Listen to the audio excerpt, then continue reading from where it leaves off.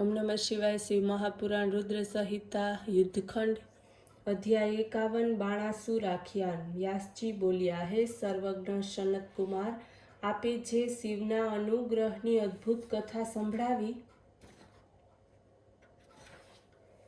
હવે કૃપા કરીને આપ મને તે કથા સંભળાવો જેમાં શિવજીએ બાણાસુરને ગણોના પતિનું પદ આપ્યું હતું। સનતકુમાર કહેવા લાગ્યા, આ ચરિત્રમાં મહાપ્રભુ શિવજીની બાણાસુર ઉપર કૃપા અને ભગવાન શિવનું કૃષ્ણની સાથેનું યુદ્ધ પણ વર્ણવવામાં આવ્યું છે। હવે તમે પોતાના મન અને કાનોથી શિવ લીલાયુક્ત એ સુંદર ઇતિહાસનું શ્રવણ કરો। બ્રહ્માના જ્યેષ્ઠ પુત્ર મરીચી એક શ્રેષ્ઠ પ્રજાપતિ હતા, જેના પુત્ર મહામુનિ કશ્યપ બ્રહ્માના મોટા ભક્ત હતા અને એની સૃષ્ટિની વૃદ્ધિ કરનારા હતા। આ કશ્યપ મુનિની સુશીલ 13 સ્ત્રીઓ હતી, જે દક્ષની 13 કન્યાઓ હતી, જે સર્વમાં સૌથી મોટી દિતિના દૈત્યો થયા અને બાકીની કન્યાઓ દ્વારા સરાચર સહિત સર્વ દેવતાઓની ઉત્પત્તિ થઈ। ત્યારે મોટી સ્ત્રી દિતિનો મોટો પુત્ર હિરણ્યકશ્યપુ અને નાનો હિરણ્યાક્ષ નામના 2 પુત્રો ઉત્પન્ન થયા। તે બંને મહાબળવાન અને તેમાં હિરણ્યકશ્યપુના પ્રહલાદ અને અનુહ્રાદ, સંહાદ અને અહલાદ નામના 4 પુત્રો થયા। બધામાં નાના પ્રહલાદ જીતેન્દ્રિય અને ભગવાન વિષ્ણુના એક એવા ભક્ત થયા જેનો નાશ કરવામાં કોઈ પણ સફળ ન થયો। એ પ્રહલાદનો પુત્ર વિરોચન એટલો દાની હતો, બ્રાહ્મણના રૂપધારી ઇન્દ્રે ભાંગણી કરતા તેણે પોતાનું મસ્તક પણ કાપી આપ્યું હતું। પછી તેનો પુત્ર બલિ પણ એવો જ દાની થયો। તેને વામન અવતારી ભગવાન વિષ્ણુની માંગણી થતાં સમગ્ર પૃથ્વી દાનમાં આપી દીધી। એ બલિનો ઓરસ પુત્ર ઘણો જ માનનીય અને દાતા હતો, બુદ્ધિમાન, સત્યવક્તા, હજારોને દાન આપનારો, શિવજીનો પરમ ભક્ત બાણાસુર થયો, જેણે પોતાના બળથી 3 લોકના રાજાઓને જીતી લે શોણિત નામની નગરી વસાવી, જ્યાં રાજ્ય કરવાનો આરંભ કર્યો। એક સમયે મહાદૈત્યે પોતાની 1000 ભુજાઓના વાદથી તાંડવ નૃત્ય કરી શિવજીને પ્રસન્ન કર્યા। શિવજીએ તેના ઉપર દયા દ્રષ્ટિ કરી વરદાન આપવા આવ્યા। બલિપુત્ર બાણાસુરે પરમેશ્વર શિવજીને ભક્તિથી પ્રણામ કરી અને તેમણે એમના ગણો સહિત પોતાની પાસે નિવાસ કરવાનું વરદાન માંગ્યું। ભક્ત વત્સલ શિવે એને એ વરદાન આપી પોતાના ગણો તથા પુત્રો સહિત પ્રેમપૂર્વક એની પાસે નિવાસ કરવા લાગ્યો। એક સમયે એ શોણિતપુર નગરીની પાસે વહેતી નદીના કિનારે દેવતાઓ તથા દૈત્યો સહિત ક્રીડાનો આરંભ કર્યો, જેમાં ગંધર્વો અને અપ્સરાઓએ નૃત્યગાન કર્યું અને મુનિઓએ આવીને શિવને પ્રણામ કર્યા। એમની પૂજા અને સ્તુતિઓથી જય જય કહીને ઘણી પ્રસન્નતા પ્રાપ્ત કરી શિવ સર્વ દેવતાઓ અને સિદ્ધોની જળ ક્રીડા જોવા લાગ્યા। પણ શિવ પણ ક્રીડા વિહારમાં ઉન્મત્ત થઈ ગયા અને નંદીશ્વરને મોકલીને કૈલાસથી શૃંગારયુક્ત પાર્વતીને બોલાવડાવ્યા। પતિવ્રતા પાર્વતી શીઘ્ર શૃંગાર કરી શિવજીની પાસે આવવા તૈયાર કરવા લાગ્યા। આ બાજુ પાર્વતીના આવતા પહેલા જ શિવજી તેમને મોટો ઉત્કંઠાવાળા બન્યા। અપ્સરાઓએ આ જોયું, તેઓએ તક ઝડપી લેવા વિચાર્યું। અત્યારે જે કોઈ શિવજીની સાથે ક્રીડા કરશે તેને ભગવાન જરૂર સ્ત્રીઓમાં દિવ્ય અને રાણી બનાવશે। એથી કૃષ્માંડની પુત્રી ચિત્રલેખાએ બાણપુત્રી ઉષાને શિવજીને સ્પર્શ કરવાને માટે ઉત્સાહિત કરી।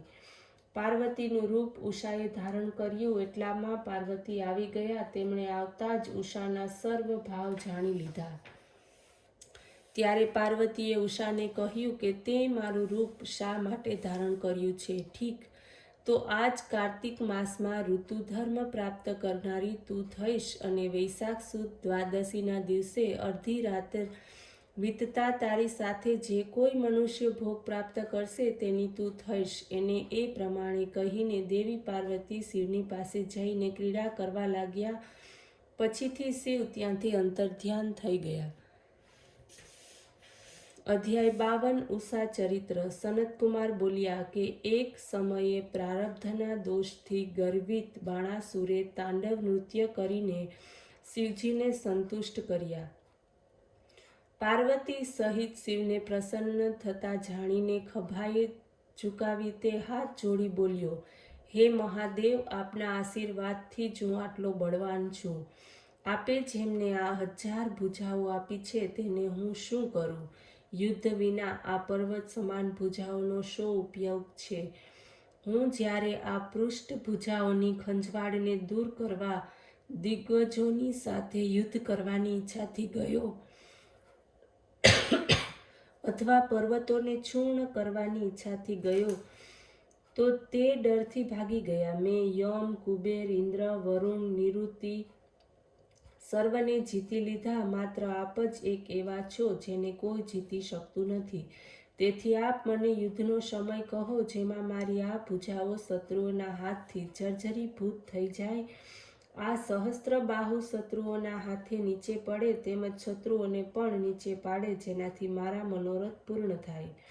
આ સાંભળી ભક્તના ભયનું હરણ કરનાર શિવજી ગુસ્સે થઈ ગયા અને બોલ્યો, હે અહંકારી, તને ધિક્કાર છે. ભક્તના કુળમાં ઉત્પન્ન થઈને તારે આવી વાત કરવી યોગ્ય નથી. તારો આ અહંકાર તરત જ શાંત થશે અને મારા સમાન કોઈ અન્ય બળવાન સાથે તારું પ્રચંડ યુદ્ધ થશે. પછી તારી આ પર્વતાકાર ભુજાઓ મંદારને લાકડાની જેમ કપાઈને નીચે પડશે.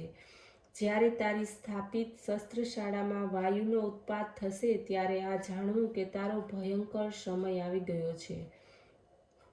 આ સાંભળીને દિવ્ય પુષ્પોથી શિવજીની પૂજા કરી અને પ્રણામ કર્યા અને ફરીથી પોતાના ઘેર આવ્યા. કુભાંડને સર્વ વૃત્તાંત કહ્યા પછી એ સમયની પ્રતીક્ષા કરવા લાગ્યા. એ સમયે દેવયોગથી બાણાસુર પોતાની ધજાને ભાંગેલી જોઈને પ્રસન્ન થયો અને યુદ્ધ કરવાને માટે ચાલ્યો. સાથે સમસ્ત સેના લીધી. તે જોવા લાગ્યો કોણ વીર તેની સામે લડવા ક્યાંથી આવે છે. એનો કોણ છે એ મારી આ 1000 ભુજાઓને આંકડાની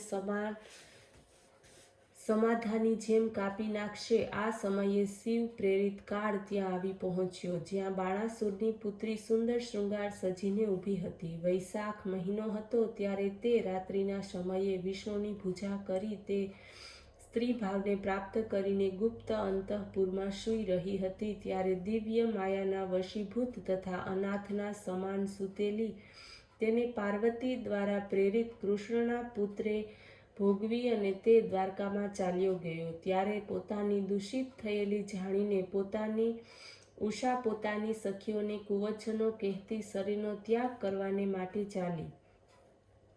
એ વાત પર કુષ્માંડ પુત્રી ચિત્રલેખાએ તેને પૂર્વની કથા કહી સંભળાવી. તે પછી તે પોતાના ગુપ્ત પતિને પ્રાપ્ત કરવા માટેનો ઉપાય વિચારવા લાગી. ચિત્રલેખાએ એક વસ્ત્ર ઉપર સર્વ દેવતાઓ, ગંધર્વો, સિદ્ધો, નાગો અને ઈક્ષ્વાકુના ચિત્રો દોર્યા. મનુષ્યોમાં ઉત્તમ આનંદ, દુદુંભી, રામ, કૃષ્ણ અને પ્રદ્યુમ્નનું ચિત્ર બનાવ્યું. પછી અનિરુદ્ધના ચિત્રને જોઈને ઉષા લજ્જિત બની નીચા મુખે તે મનમાં ઘણી જ પ્રસન્ન થઈ તથા ચિત્રલેખાને તેણે સૂચવ્યું કે આ પુરુષે જ રાત્રે મારા મનમાં પ્રવેશ કર્યો છે. આ ઉપરથી ચિત્રલેખાએ એનું નામ, વંશ વગેરે કહી એના કુળનું વૃત્તાંત સંભળાવ્યું, જેને સાંભળીને બાણાસુરની પુત્રી મુગ્ધ થઈ ગઈ.